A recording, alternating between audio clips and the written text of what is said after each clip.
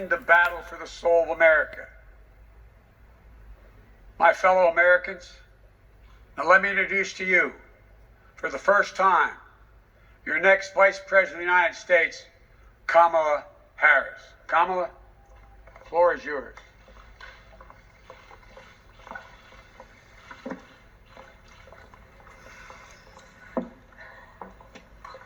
What do you want? Here you go.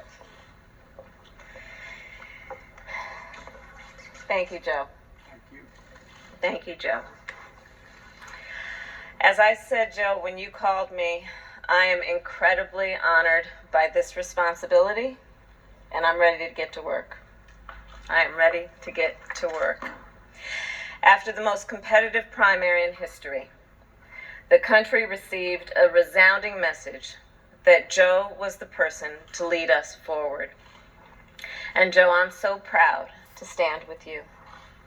And I do so mindful of all the heroic and ambitious women before me, whose sacrifice, determination, and resilience makes my presence here today even possible. This is a moment of real consequence for America. Everything we care about, our economy, our health, our children, the kind of country we live in, it's all on the line. We're reeling from the worst public health crisis in a century. The president's mismanagement of the pandemic has plunged us into the worst economic crisis since the Great Depression. And we're experiencing a moral reckoning with racism and systemic injustice that has brought a new coalition of conscience to the streets of our country, demanding change. America is crying out for leadership. Yet we have a president who cares more about himself than the people who elected him. A president who is making every challenge we face even more difficult to solve. But here's the good news. We don't have to accept the failed government of Donald Trump and Mike Pence. In just 83 days, we have a chance to choose a better future for our country. So, Joe, Dr. Biden, thank you for the trust you've placed in me. Jill, I know you will be an incredible First Lady. And my husband Doug and I are so grateful to become a part of your extended family. And ever since I received Joe's call, I've been thinking, yes, about the first Biden that I really came to know, and that, of course, is Joe's beloved son, one of his beloved sons, Bo. In the midst of the Great Recession, Bo and I spoke on the phone practically every day, sometimes multiple times a day, working together to win back billions of dollars for homeowners from the big banks of the nation that were foreclosing on people's homes. And let me just tell you about Bo Biden. I learned quickly that Bo was the kind of guy who inspired people to be a better version of themselves. He really was the best of us. And when I would ask him, where'd you get that? Where did this come from?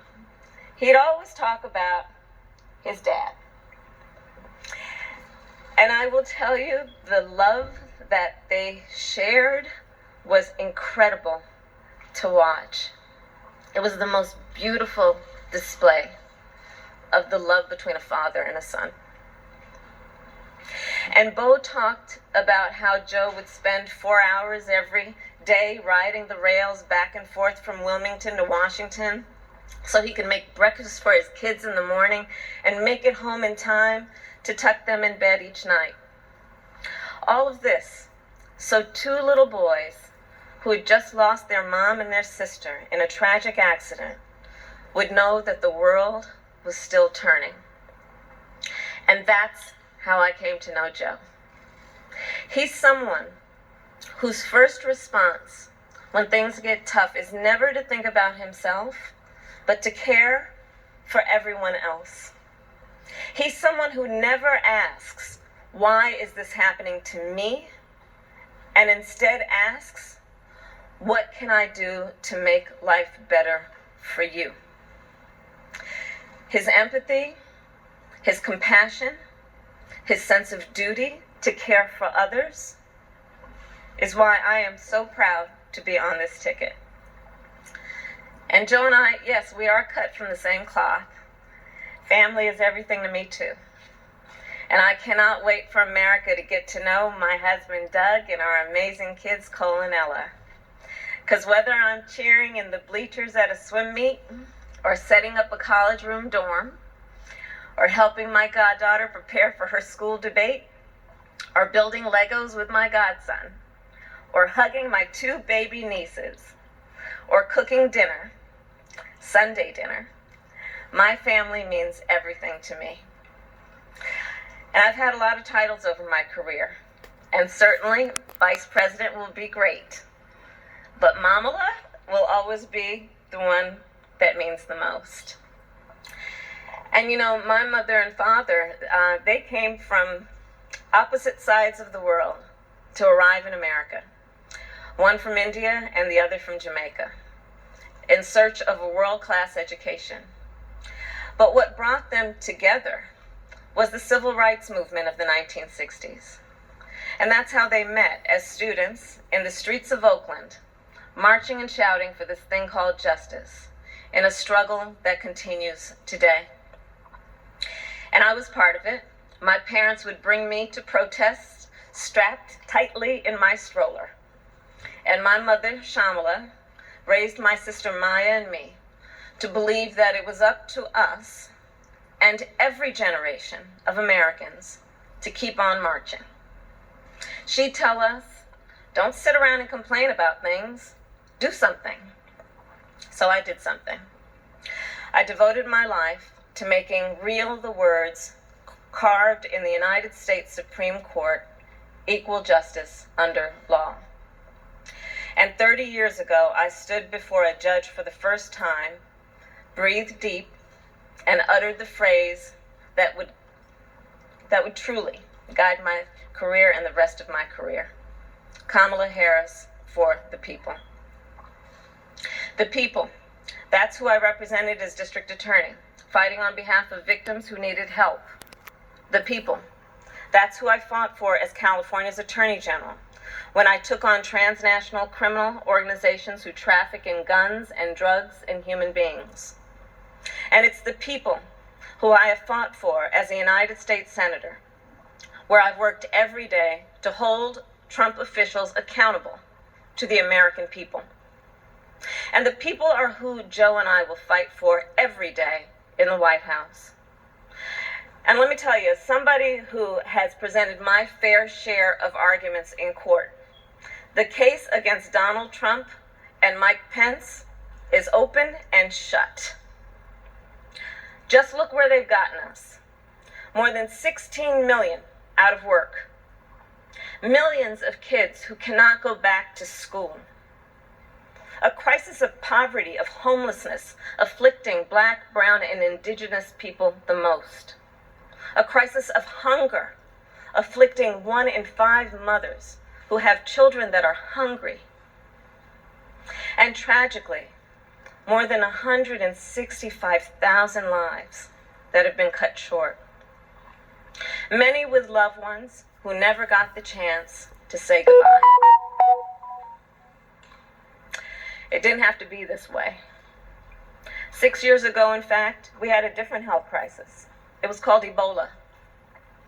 And we all remember that pandemic. But you know what happened then? Barack Obama and Joe Biden did their job. Only 2 people in the United States died. 2. That is what's called leadership. But compare that to the moment we find ourselves in now. When other countries are following the science, Trump pushed miracle cures he saw on Fox News.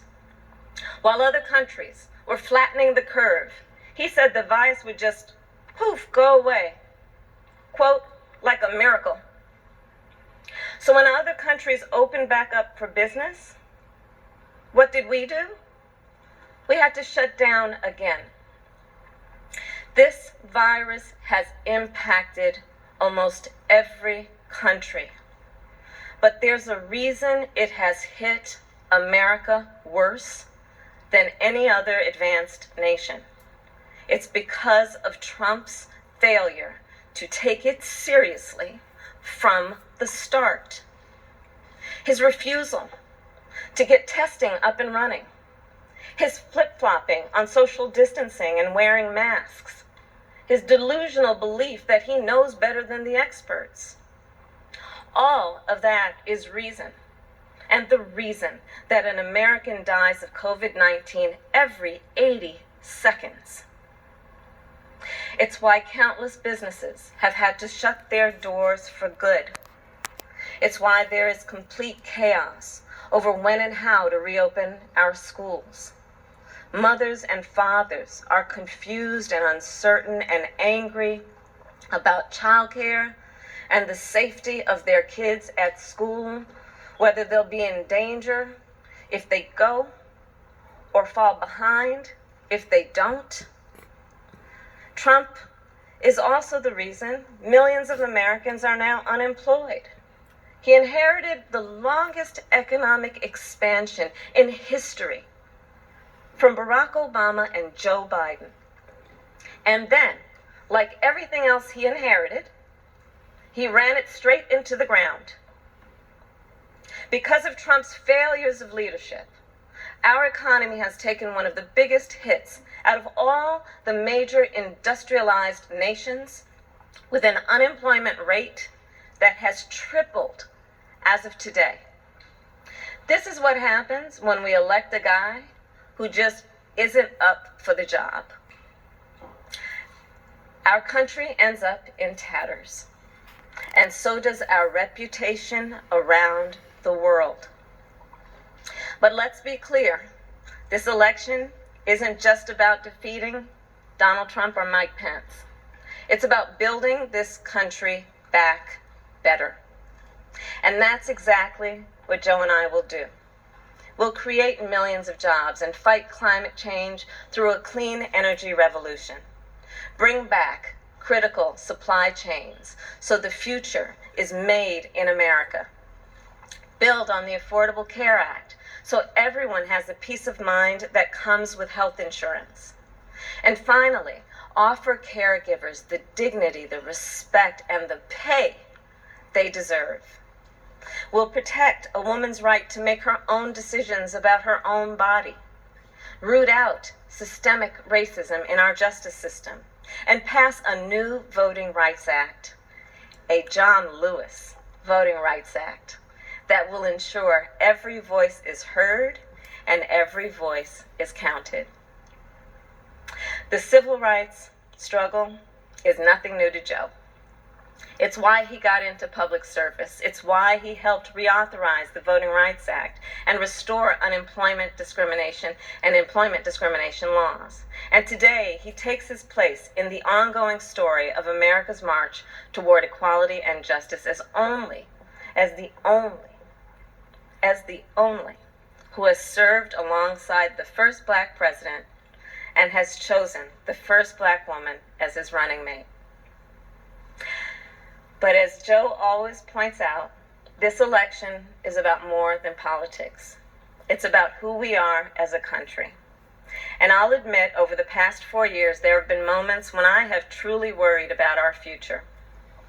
But whenever I think that there is a reason for doubt, whenever I've had my own doubts, I think of you, the American people, the doctors and nurses and frontline workers who are risking your lives to save others, the truck drivers and the workers in grocery stores, in factories, in farms, working there, putting your own safety on the line to help us get through this pandemic, the women and students taking to the streets in unprecedented numbers, the dreamers and immigrants who know that families belong together, the LGBTQ Americans who know that love is love, people of every age and color and creed who are finally declaring in one voice that yes, Black Lives Matter. All across this country, a whole new generation of children is growing up hearing the cries for justice and the chants of hope on which I was raised, some strapped into strollers of their own. And trust me, it's a song you'll never forget. So to everyone keeping up the fight, you are doing something. You are doing something great. You are the heroes of our time. And you are the reason I know we are going to bring our country closer to realizing its great promise. But to do it, we'll need to work, organize, and vote like never before, because we need more than a victory on November 3rd. We need a mandate that proves that the past few years do not represent who we are or who we aspire to be. Joe likes to say that character is on the ballot, and it's true. When he saw what happened in Charlottesville 3 years ago today, he knew we were in a battle for the soul of our nation. And together with your help, that's a battle we will win. Earlier this year, I said I'd do whatever Joe asked me to do. And so now I'm asking you to do the same. So visit joebiden.com to get involved in this campaign and vote. Because electing Joe Biden is just the start of the work ahead of us. And I couldn't be prouder to be by his side, running to represent you, the people. Thank you, and may God bless the United States of America. Thank you.